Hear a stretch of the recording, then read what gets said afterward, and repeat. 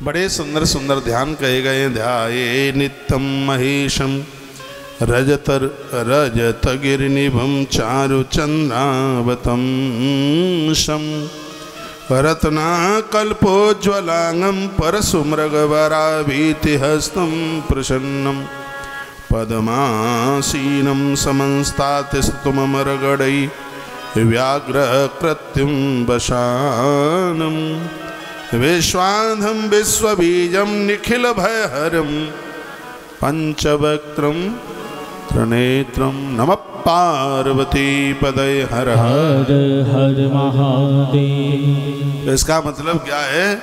हे रजत पर्वत पर विराजित होने वाले। आप जानते हैं रजत पर्वत कैसे कहते हैं? अरे इतनी पुराण की कथा आपने सुनी है, इतने भगवान शिव के आपने चरित्र सुने हैं और आपने रजत पर्वत के बारे में नहीं सुना। कैलाश पर्वत का ही दूसरा नाम रजत पर्वत है। कैलाश पर्वत का रंग बिल्कुल चांदी की तरह। तो यहाँ लिखा है ध्याये नित्यम महेशम रजतगिरी। रजतगिरी है दूसरा नाम, कैलाश पर्वत का नाम है रजतगिरी, उसका नाम है दूसरा रजतगिरी यानी रजत पर्वत।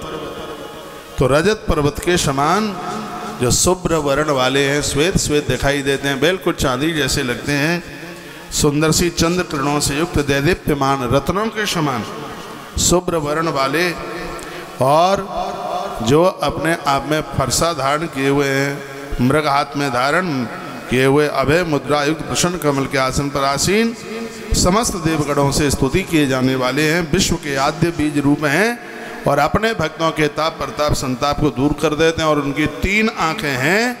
हम ऐसे महादेव का निरंतर ध्यान करते हैं।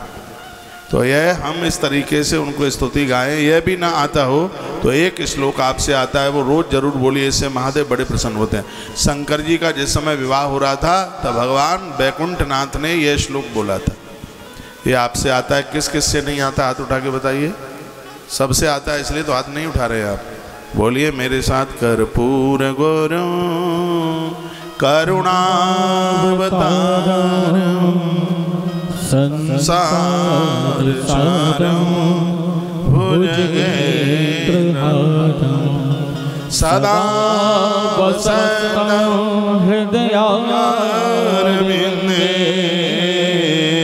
भवं भवानी सहितं नमामि। कर्पूर गौरम करुणावतारम संसार सारम भुजगेन्द्रहारम सदा वसन्तं हृदयारविन्दे भवं भवानी सहितं नमामि।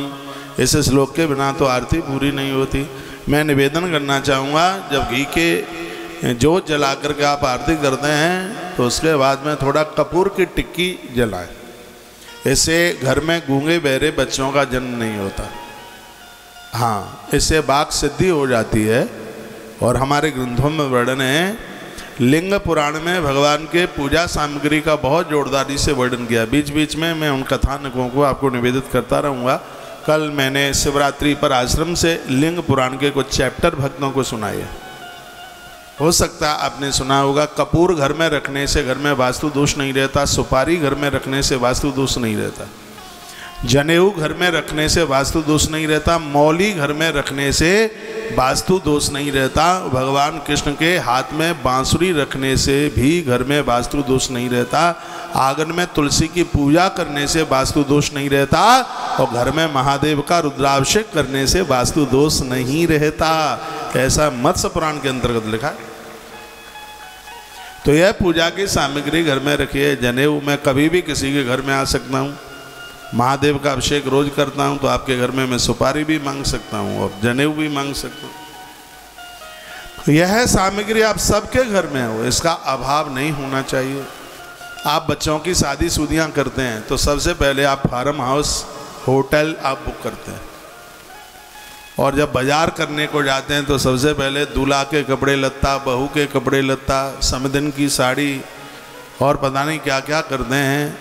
आपको ना पता हो तो मैं निवेदन कर दूं आपको, आज बच्चों के विवाहों में इतनी दिक्कत आती है, तलाक हो जाते हैं, बनती पड़ती नहीं है, इसलिए तो हम एक चीज़ आप भूल गए हैं। जैसा कि हमारे ग्रंथों में लिखा है कि अपने बच्चों के विवाह में जो भी कभी आप सामग्री खरीदने को जाते हो तो सबसे पहले भगवान गणेश जी की सुपारी खरीदिए। दुकानदार को कहिए कि सबसे पहले सुपारी और सामान बाद में। सुपारी खरीदें आप, फिर देखें घर में बहू और बेटे में कितनी बनती है। लेकिन ये सब चीज़ें तो छोड़ दी। मंडप का अता पता नहीं है, देहली पूजा का पता ही नहीं है। ये सब चीज़ें पहले होती थी। जितने आज मर्द और जनी दोनों लड़ते हैं, हमने अम्मा बाबा को देखा बुढ़ापे में भी लोगों में बड़ा स्नेह प्रेम होता था। डुकरिया रोती थी डुकरा के लिए, और बूढ़े बाबा भी आंख में आंसू बहाते थे। हमने पूछा बाबा काहे क्यों रो रहे हो? तो बोलते हैं जा गांव की अम्मा यानी हमारी पत्नी दुनिया से धार के चली गई, हमें तो बड़ी बाकी सुत्य आ रही है, याद आ रही है। कितना स्नेह प्रेम होता था। ये सब चीज़ें आज नहीं। आज तो बस सब जो ही राम सो ही राम है भैया, चल रहा है, प्रेम कहीं नहीं है बिल्कुल। स्थितियाँ बड़ी गंभीर हैं।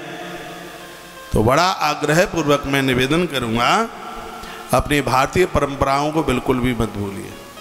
अपने बच्चों को भी संस्कार दीजिए। आप में बहुत कम ऐसे लोग हैं जो रात्रि को सोते समय भगवान का नाम लेके सोते हो।